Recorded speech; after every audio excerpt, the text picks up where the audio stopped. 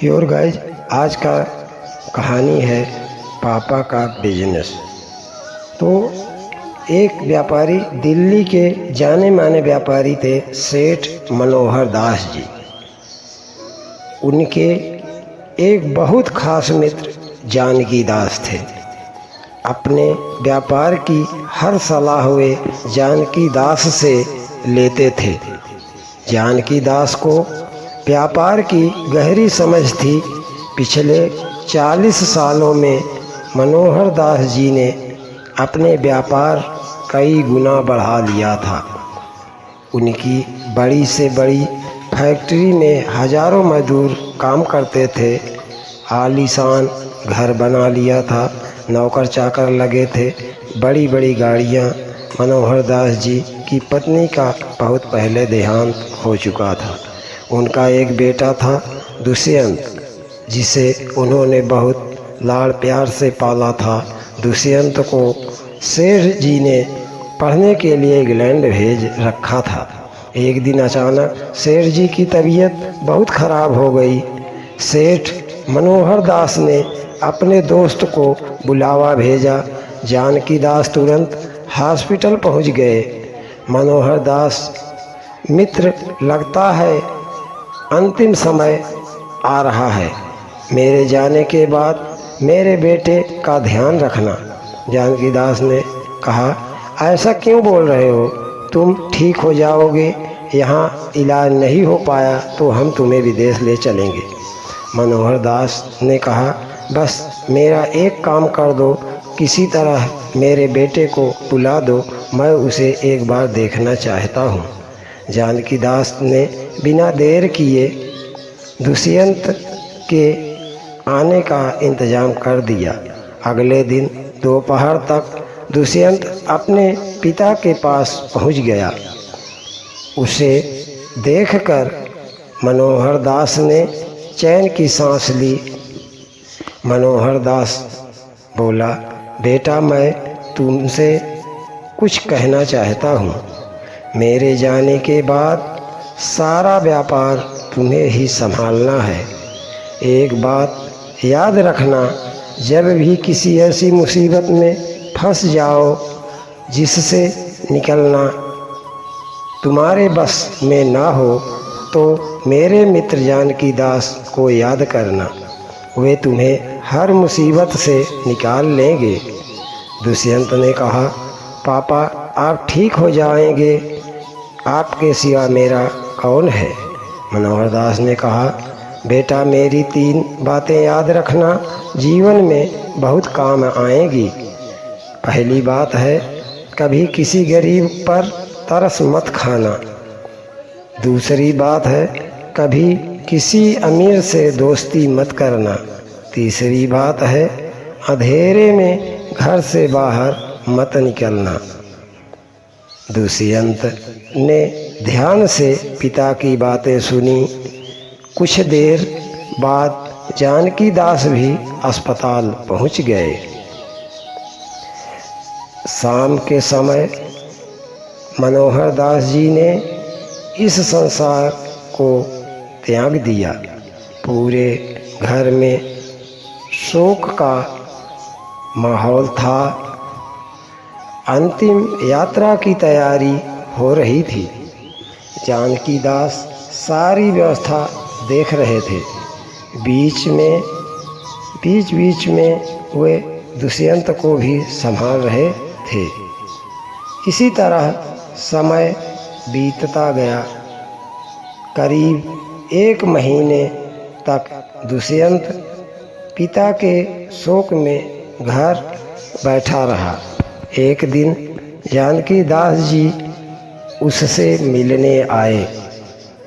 जानकी दास ने कहा, बेटा, अब तुम्हें तुम्हारे पापा का बिजनेस संभाल लेना चाहिए।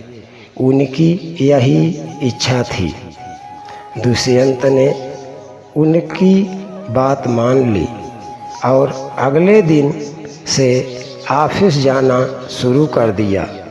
कुछ दिन तक जानकी दास जी उसके साथ जाते, उसे बिजनेस की सारी बातें सिखाते। कुछ दिन बाद दुष्यंत सब समझ गया तो जानकी दास जी ने आना बंद कर दिया। एक दिन दुष्यंत बैठकर सोच रहा था, तभी उसे अपने पिता की तीनों बातें याद आई। इसी बीच दिवाली आने वाली थी। मजदूरों को बोनस दिया जाना था। मैनेजर फाइल लेकर दुष्यंत के पास पहुंचा। मैनेजर ने कहा, सर, ये मजदूरों के बोनस की फाइल है। उन्हें हम 1 महीने का बोनस देते हैं। दुष्यंत को याद आया कि पापा ने कहा था, गरीबों पर तरस मत रख। दुष्यंत ने कहा, नहीं, किसी को बोनस नहीं मिलेगा। एक काम करते हैं, हम इन्हें सैलरी देते हैं। बोनस न मिलने से मजदूर भड़क जाते हैं। अब वे बहुत काम करते थे, सब इधर उधर समय बर्बाद कर अपने घर चले जाते थे। इससे काम में घाटा होने लगा। इसी बीच बहुत से व्यापारी जो दुष्यंत की कंपनी से माल लेते थे, वे दुष्यंत से मिलने आते थे। लेकिन दुष्यंत को पिता की दूसरी बात याद थी कि अमीरों से दोस्ती मत करना। इसीलिए वह उनसे ठीक से बात नहीं करता, उन्हें उल्टा सीधे बोलकर भगा देता था, जिससे कंपनी को ऑर्डर मिलने कम हो गए। इसके साथ ही दुष्यंत को रात को कहीं जाना होता तो वह अपने साथ 2-3 लड़के साथ लेकर चलता था, जो बड़े से जनरेटर के साथ रथ सजाकर पूरी रोशनी लेकर चलते थे। इससे शहर में जाम लग जाता था। घंटों जाम में फंसे रहने से दुष्यंत परेशान हो गया। उसका व्यापार धीरे धीरे घाटे में बदलने लगा। दुष्यंत को कुछ समझ नहीं आ रहा था। एक दिन उसने जानकी दास को बुलाया। दुष्यंत ने कहा, चाचा जी, मैंने पिताजी की तीनों बातों को व्यापार में उतारा, लेकिन मुझे घाटा ही हो रहा है। जानकी दास जी के पूछने पर दुष्यंत ने सारी बात बता दी। जानकी दास ने कहा, बेटा, तुमसे अपने पिता की बातों का गलत मतलब निकाल लिया, चलो मेरे साथ। वे उसे एक रास्ते पर ले जाते हैं। वहाँ कुछ गरीब बैठे थे। पास ही एक आदमी समोसे कचौड़ी बेच रहा था। जानकी दास ने कहा, बेटा, तुम्हारे पिता ने कहा गरीबों पर कभी तरस मत खाओ। इसका मतलब यह है कि अगर आज तुम जाकर इन गरीबों में ये समोसे खरीद कर बांट दो तो इन्हें बिना मेहनत खाने की आदत पड़ जाएगी। कल जब तुम्हारी गाड़ी से गुजरेंगी तो ये इंतज़ार करेंगे कि अब समोसे मिलेंगे। इससे अच्छा है हमें इन्हें काम सिखाना चाहिए, जिससे ये मेहनत करके खा सकें, ना कि इन पर तरस खाकर इन्हें भीख देनी चाहिए। दुष्यंत ने कहा, ओ हो, पापा ने इतनी गहरी बात कही थी, मैं समझ न सका। अगले दिन दुष्यंत जानकी जी के साथ फैक्ट्री गया। वहाँ जाकर उसने सभी मजदूरों से माफ़ी मांगी और उन्हें 2 महीने का बोनस दिया, जिससे सभी मजदूर खुश होकर मेहनत से काम करने लगे। उसके बाद वे ऑफिस में आकर बैठे। जानकी दास बोले, बेटा तुम्हारे पिता ने कहा कभी किसी अमीर से दोस्ती मत करना। इसका मतलब था कि व्यापार सबसे करो लेकिन दोस्ती मत करो, क्योंकि अगर इनसे दोस्ती करोगे तो ये तुम्हारे सारे राज निकलवा लेंगे।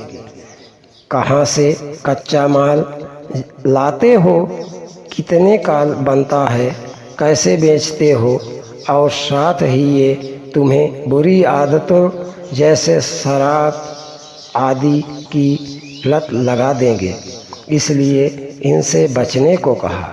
दुष्यंत ने कहा, लेकिन मैंने तो सबको भगा दिया।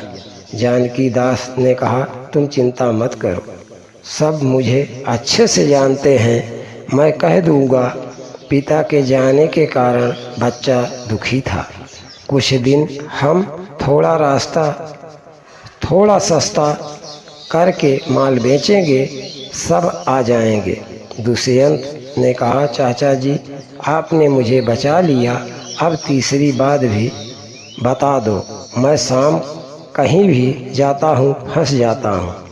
जानकी दास ने कहा, तुम्हारे पिता ने कहा था अंधेरे में घर से मत निकलना। इसका मतलब था शाम को तुम अब ऑफिस से घर जाओ तो अपने घर वालों के साथ समय बिताओ, पर घर का खाना खाओ जिससे तुम्हारी सेहत सही रहेगी। तीसरी बात, तुम्हारे पास बहुत पैसे हैं, रात को गुंडे बदमाश तुम पर हमला कर सकते हैं। दुष्यंत को अब अपने पिता की बातों की गहराई समझ में आ गई। वह उनसे बताए हुए रास्तों पर चलने लगा। कुछ ही समय में उसका व्यापार पहले से भी अच्छा चलने लगा। इधर जानकी दास जी ने एक अच्छी सी लड़की देखकर दुष्यंत का विवाह कर दिया। दोस्तों, मेरी वीडियो को सब्सक्राइब करो। थैंक यू, धन्यवाद।